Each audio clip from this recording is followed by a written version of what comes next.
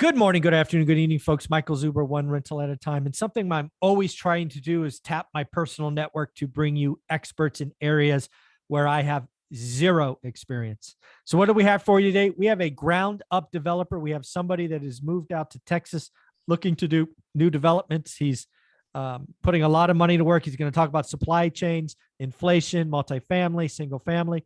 Let's welcome Tom Staub to the show. How you doing, buddy? Zuber, man, you have advanced your quality over the last 3 years now. Yeah, I think it's been about 3 years of daily content. Good for you. I'm still having fun, so that's good. Yeah, that's great. So you sent me a 51-page report about kind of a economic 101 review of the country.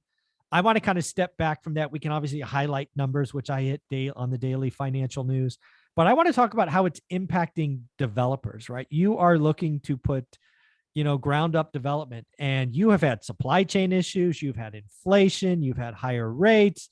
Now you have Biden talking about building new homes just affordable homes. What the hell is going on? It's got to just be nuts in your area. Yeah, it is. Well, from my perspective, I'm the CEO of Red Oak. We're based out of Austin, but we do develop. We have some north of Austin, some south of Austin. No, most developers aren't touching the city core of Austin. It's just too political it's too hard to get things done. So They work on the fringes. And so we're heading towards San Antonio, which is where we see the path of progress growing. And I'll explain why this all matters. But to date, we're managing about $405 million of pipeline, right? Okay. So we have 2,300 lots under development, 700 plus apartments, townhomes. We're doing 180 condo build out in Flagstaff.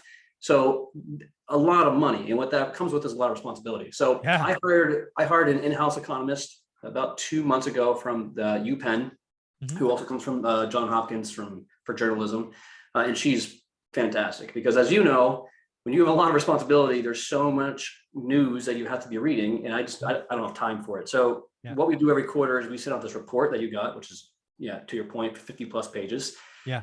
And it breaks down macro, micro at the Austin, San Antonio level. And there's so much clickbait out there talking about housing crashes that we need to set it straight. Is it happening? Will it happen? Whatever. So this report's that. It helps me sleep at night. It helps my team feel confident that we will pay them payroll every 2 weeks. Right. Yeah. So let's talk about it. So let's just hit the clickbaity title, because on YouTube where I play every day, there's a lot of huge channels that they've been saying crash for 3 years in a row, every day in 17 different flavors.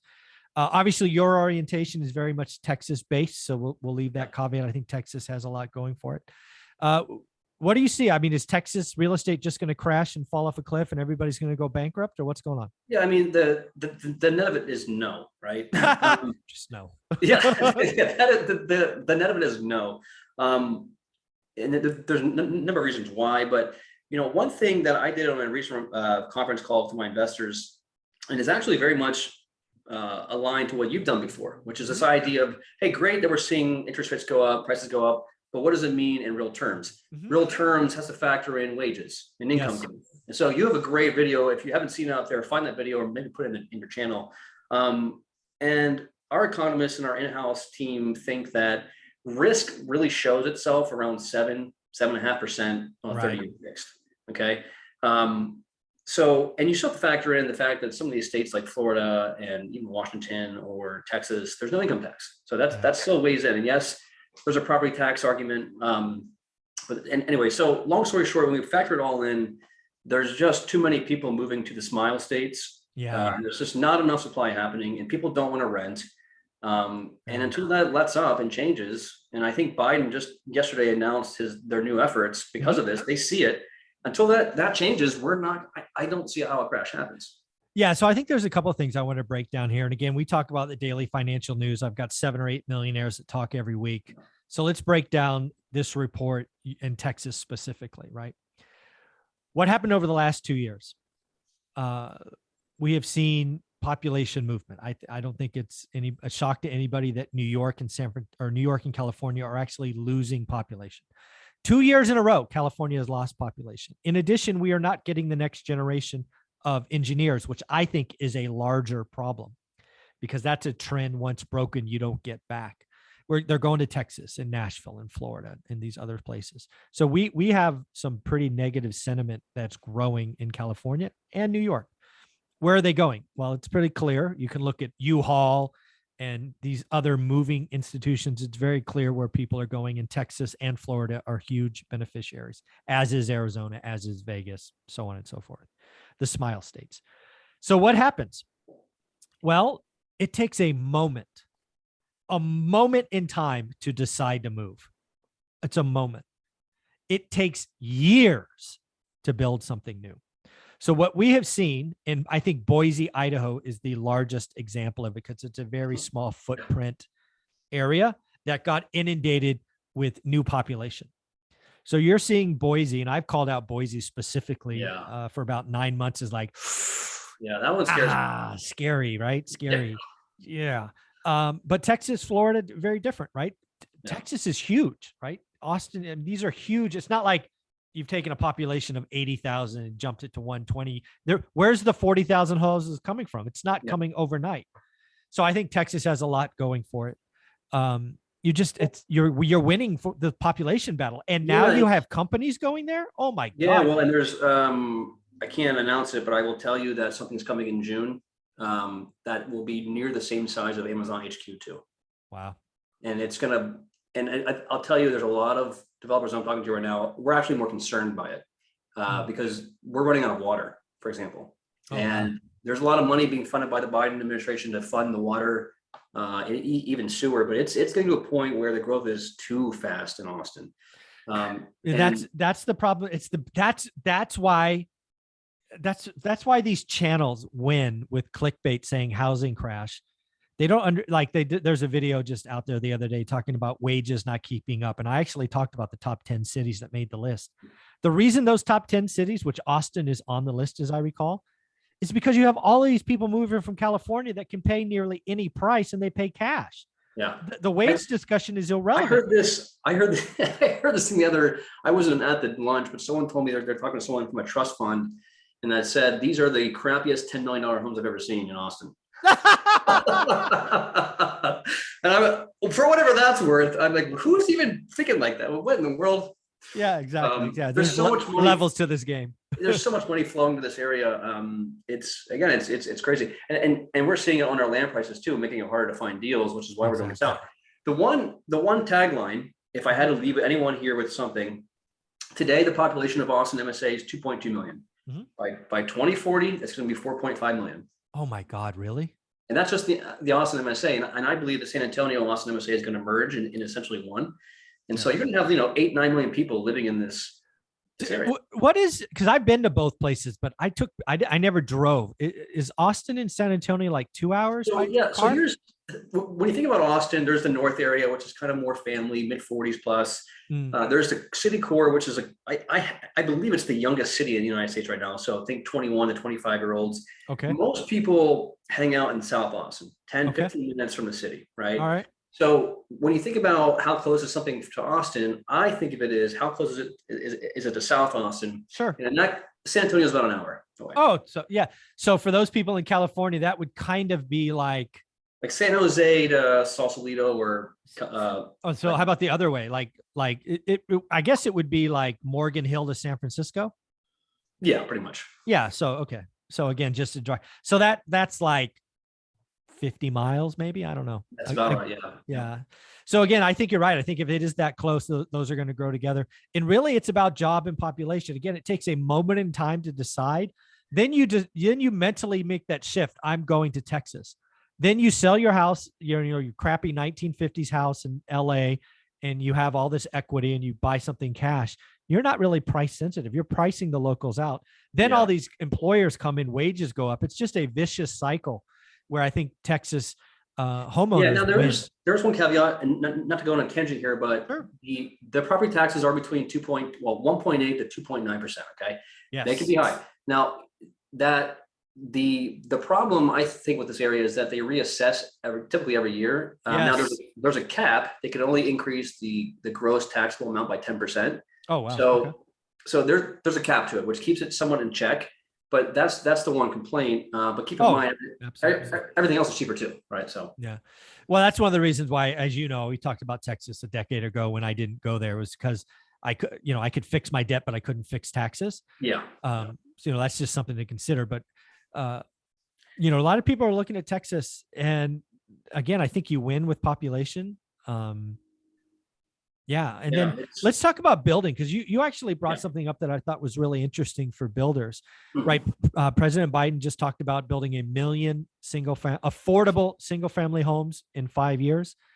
But you are seeing something very interesting in Texas. It seems like multifamily is springing up everywhere. Yeah. So in the report, what we see, and if you talk, so I talk a lot of debt partners and equity partners all the time, and you know this from your industry, the forced equity model syndications has been squeezed for probably 3 to 5 years, right? Yeah, forced or value add stuff. Yeah, you can't take a risk now with increasing interest rates on a margin spread of like 3 to 5%. It's just too tight. So banks know this. They don't want to lend there. They're smart, so they're putting money in the ground up where margins are 6 times that. Mhm. And so now we're seeing rents begin to flatline a little bit, but you're seeing like not in absolute terms, but we're seeing about a 60% increase in multifamily development on the ground. We have some ourselves, but we're all townhome based, not the apartments. Yeah. And so you're also seeing pressure on the build to rent model. So we still need those homes to go to the buyers. We're not seeing that. And I can promise you this, I just had a call this morning. Cities are so backlogged on projects, they can't process things fast enough. So delays are becoming more and more and more, where we used to be able to get things approved in 8 months. They're now taking 15 to 24 months. Oh, yeah. So now we're talking timelines that are getting close to California, right? that's not a good thing. That's not a good thing. And they're trying. They want to process these permits. They want to get houses built. But between supply chain, permit issues, and delays at the city, I don't see a glut of supply coming, no matter how much money we throw at it, until we alleviate all these regulation issues, which is why I thought Biden's proposal was great. I think, to your comment earlier this morning, it's like, well, good luck getting it done through Congress. But if he does, he'll be a hero. No, I mean, let me be very clear. I think Biden is first off, he is focused on the real problem. It's not demand, it's supply. That's right. Kudos. Congratulations. Good job. I want to pat him on his back. Nice work. Unfortunately, even in his release, he says he needs Congress to act. He needs legislation. Yeah. I don't know about you, but when I look at Congress today, I don't really see an organization that's very that likes each other. No. I don't, could something get done? I hope so. Will it? Don't know. I hope it does. Yeah. Hopefully housing is one of those things that goes across aisle. Hopefully. And I hope it happens. I mean, building 1 million homes, great goal. 5 years, dude, we need it now, right? Yeah. My biggest fear over this is only like the last 30 or 45 days. I see a huge and growing problem with affordable rental homes. Yeah. Not apartments, not owner occ, rental homes, because as you know, in California, really the nation, we had eviction moratorium until it was finally called unconstitutional. I think, Tom, that burned so many mom and pop landlords that they're like, I'm done. I had a tenant that didn't pay rent for 9 months. I'm going to get them out. I'm going to clean it. I'm going to sell. I'm going to pocket my money. Government intervention screwed me, blah, blah, blah, blah, blah.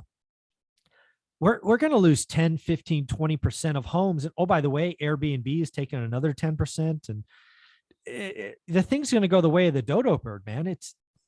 How about in Texas? Are you building affordable homes, or is everything kind of we try to. So, and we do it not so much. Well, I'll just admit it. We don't do it necessarily for the people. We do it because we think it's a safe place to play. Right. I don't like. Yeah. You have hundreds of millions of dollars in capital you got to take care of. Yeah. And so we think about, I think about like restaurants. How many Applebee's are still doing strong, or any sort of mid-range restaurant? That market doesn't exist anymore. It's really the best of the best restaurants in the dive-holes, right? Yep. I think about in real estate, I don't want to play in that $700,000 to $1 million range, because it's still a strong buyer pool, but I like the 300 to $500,000, and then really actually the million and above. million to 1.8 million, right? And so we tend to produce communities in the $3.5 million range. In that we have our deals sold before we even do construction. So it's proven out for us. Well, that's the key. That's where you have, I mean, I do think, again, I think you've heard me talk about it. I think the real estate market for the longest time ever is really three markets: entry level, move up, luxury, right? Yep. Simply speaking.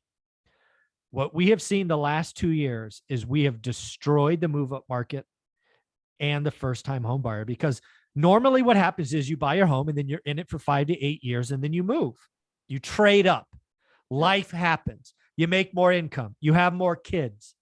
What has happened, because now we have 50% of the folks, this is a Black Knight stat, not mine, 50% of residential loans, Tom, 3.5% or below, 33% below 3%. You are not giving that up. The person who is in their home today, that first buyer home, they're not leaving, which destroys home ownership for the next group, which also kills move up. So it's and by the way, you're this is not a unproven stat. If you look at a report, and in fact, you see the headlines: existing home sales, which is one of the items that these crash clickbaits talk about, are it's plummeting. Well, to your point, they can't get cheap debt anymore. Well, cheaper debt, I guess. And they can't find a home that's worth buying. So they're not going to move. And we really need those homes to come to market. Yeah. If you look at that report, the class of people that are selling their home the least are 50 to 65-year-olds, because they're staying put. That's it. I'm good. Right. Yeah. And they normally would be the trade down buyer, right? Yeah. So again, to the Florida condo, again, the Fed broke housing. They kept rates too low for too long. 1 year was enough. They kept them low for 2 years. And how in real estate, the real estate housing market is going to pay the price for 5 years to come. Yeah. I'm calling it right now. I called it months ago. Transactions are going to fall 25% this year, and they will fall likely 50% peak to trough by the time this is all over. Well, those refi brokers are getting crushed right now. 75%. I called it months ago. It just doesn't make sense. Yeah. And so, so I think, I think you're right. I think we like to see rates. In fact, we're kind of back to where we were pre-pandemic, right? Yeah.